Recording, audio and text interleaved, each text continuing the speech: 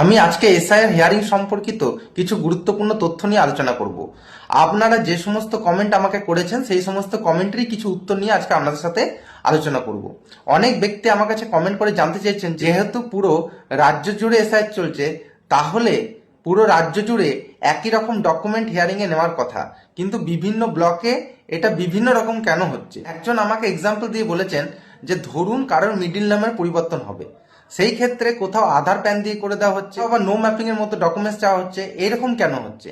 তো চলুন বিষয়টি আপনাদের সামনে স্পষ্ট করি। সবার প্রথমে আপনাদের বলি, লজিক্যাল ডিসক্রিপেন্সির হিয়ারিং এর জন্য পুরো বিষয়টি এইআরও সাহেবদের উপর ডিপেন্ড করছে, কারণ তাদের ডিসিশনেই এই ডিসপোজাল সম্পূর্ণ হবে। দ্বিতীয়ত বলি, যখন দেখবেন কোনো পরীক্ষার খাতা চেক হয়, সেটা স্কুল লেভেল বা কলেজ লেভেল বা অন্যান্য পরীক্ষার খাতা, দেখবেন বিভিন্ন পরীক্ষক বিভিন্নভাবে খাতা চেক করেন। কেউ একটু সহজভাবে করেন, কেউ একটু স্ট্রিক্টলি করেন। তার মানে কি? এটা বোঝায় যে উভয় পরীক্ষক যখন খাতা চেক করছেন, বিভিন্ন রকম ভাবে খাতা চেক করছেন, টোটাল উত্তরটাই আলাদা হয়ে যাবে সেটা তো নয়। উত্তর একই থাকবে, খাতা চেকিং করার ধরনটা হয়তো পরিবর্তন হতে পারে। এই ক্ষেত্রেও সেম ভাবে আপনারা ধরুন যে চেকিং এর মেথডটা হয়তো আলাদা, কিন্তু মেন যেটা সারমর্ম সেটা কিন্তু একই থাকবে। এই জন্য দেখবেন আপনারাও যখন আমাকে কমেন্টে কোনো কোশ্চেন জানতে চান, আমি উত্তর দেওয়ার সময় সবসময় যখন কোনো ডকুমেন্ট দিতে বলি, সবসময় ইসিআই প্রদত্ত ডকুমেন্টটাকে প্রথমে হাইলাইট করি।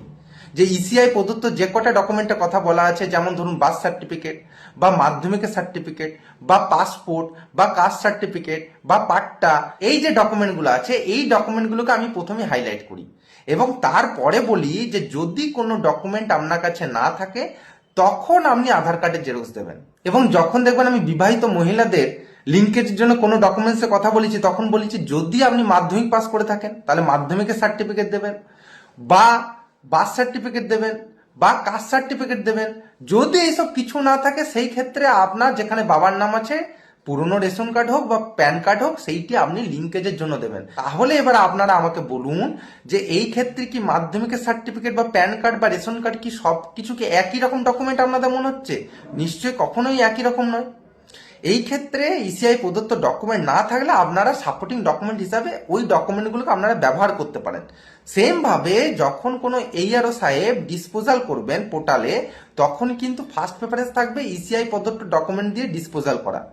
যদি ইসিআই প্রদত্ত ডকুমেন্ট দিয়ে ডিসপোজাল না হয়, সেই ক্ষেত্রে হায়ার অথরিটিকে আপনি বাকি যে ডকুমেন্ট দিয়েছেন সেই ডকুমেন্ট চেকিং এর জন্য পাঠাতে হবে।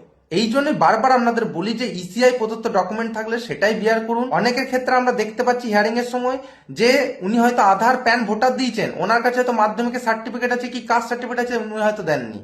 উনি হয়তো ভাবছেন যে সবাই যখন আধার ভোটার প্যান দিচ্ছে, আমিও তাহলে আধার ভোটার প্যানই দিই। অ্যাকচুয়ালি সেই ব্যাপারটা নয়, কারণ তাদের কাছে যেহেতু অন্যান্য কোনো ডকুমেন্ট নেই, বা অনেকে তো মাধ্যমিক পর্যন্ত পড়াশোনা করেননি, বা আগেকার ব্যক্তিরা অনেকে বার্থ সার্টিফিকেট তোলেননি বা কাস্ট সার্টিফিকেট তোলেননি, তাহলে সেই ক্ষেত্রে তাদের কাছে যেই ডকুমেন্টটা আছে সেই ডকুমেন্টই তারা হিয়ারিং এ নিয়ে আসবেন। এবং আপনার কাছে যদি ইসিআই প্রদত্ত ডকুমেন্ট থাকে, আপনি কেন দেবেন না? কারণ ইসিআই প্রদত্ত ডকুমেন্ট যদি আপনার কাছে থাকে, সেই ক্ষেত্রে দিলে কি সুবিধা হয়, যদি আপনি ইসিআই প্রদত্ত ডকুমেন্ট আপনি দেন, তাহলে সেই ক্ষেত্রে আপনাকে কারোর উপর ডিপেন্ড করতে হচ্ছে না যে এইআরও সাহেব কি ডিসিশন নেবেন, আমার ফাইনাল ভোটার লিস্টের নাম কি হবে, কারোর উপর ডিপেন্ড করতে হচ্ছে না। ইসিআই প্রদত্ত ডকুমেন্ট দিয়েছেন মানে আপনার ফাইনাল ভোটার লিস্টের নাম উঠছেই উঠবে। ইসিআই প্রদত্ত ডকুমেন্ট বাদ দিয়ে অন্য কোনো ডকুমেন্ট যদি আপনি প্রডিউস করেন হিয়ারিং এ, তাহলে সেই ক্ষেত্রে হিয়ারিং অফিসারের কনসিডারেশনের উপর আপনার ভোটার লিস্টের নাম ডিপেন্ড করছে। এইটুকুই ডিফারেন্স, যার জন্য আমি বারবার বলি বা এখনো বলবো বা পরেও বলবো যে আপনারা চেষ্টা করুন আপনাদের কাছে ইসিআই প্রদত্ত ডকুমেন্ট থাকলে সেইগুলোকে আগে জমা দেওয়ার। যদি কোনো উপায় না থাকে, সেক্ষেত্রে আপনারা বাকি যে কোনো ডকুমেন্ট জমা করবেন।